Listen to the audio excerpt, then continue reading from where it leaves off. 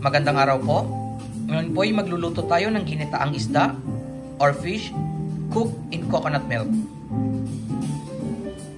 First, kailangan po natin ng garlic or bawang,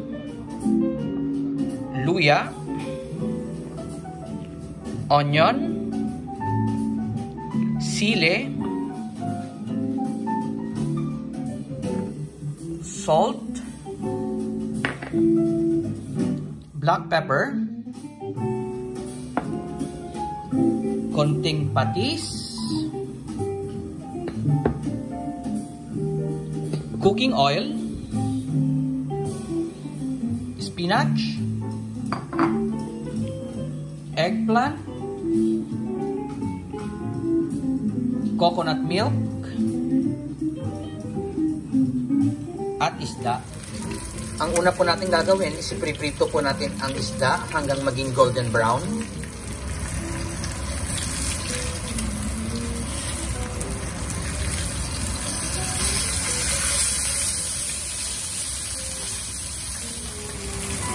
Kapag golden brown na po yung isda, i-set aside po natin.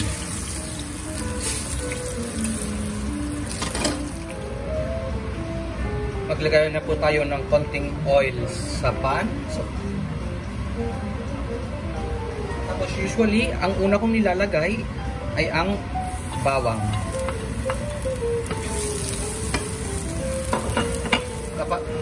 Kapag medyo golden brown na yung bawang, next po natin ilalagay yung sibuyas.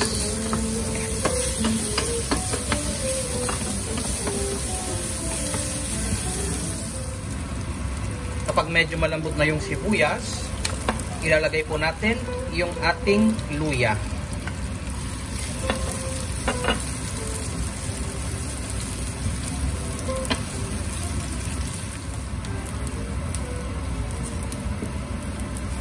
Sunod na po natin ilagay ang ating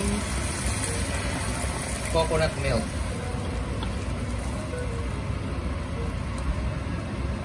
Papakuluan po natin ang ating coconut milk. Usually po, pinapakuluan po yung coconut milk ng hanggang 5 minutes para po makuha niya, mapiga niya yung lasa ng mga ingredients natin. Kapag kumulo na po yung ating coconut milk o yung gata, ilalagay na po natin ang ating fried fish.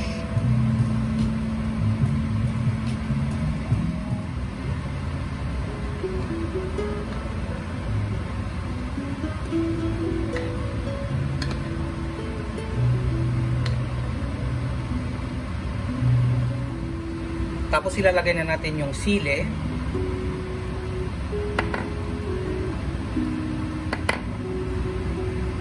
Tapos ilagay na po natin yung ating asin.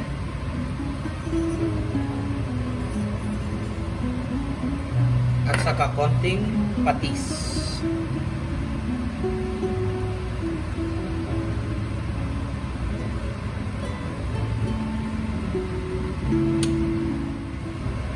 Tapos po ilalagay na po natin yung ating talong. Or yung eggplant po.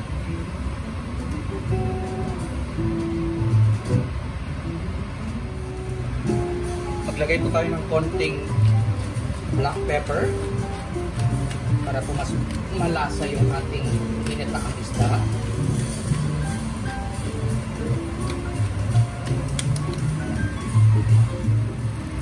Kapag naluto na po yung ating eggplant, ilalagay po natin yung ating spinach.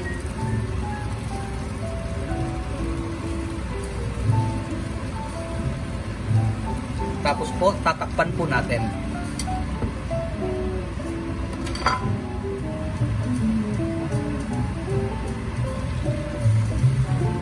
Nakikita po natin na medyo na-steam lang po na yung spinach natin.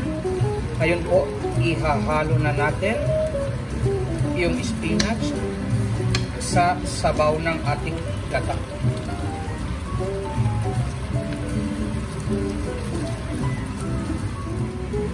Kapag po naluto na yung spinach pwede na po nating i-serve.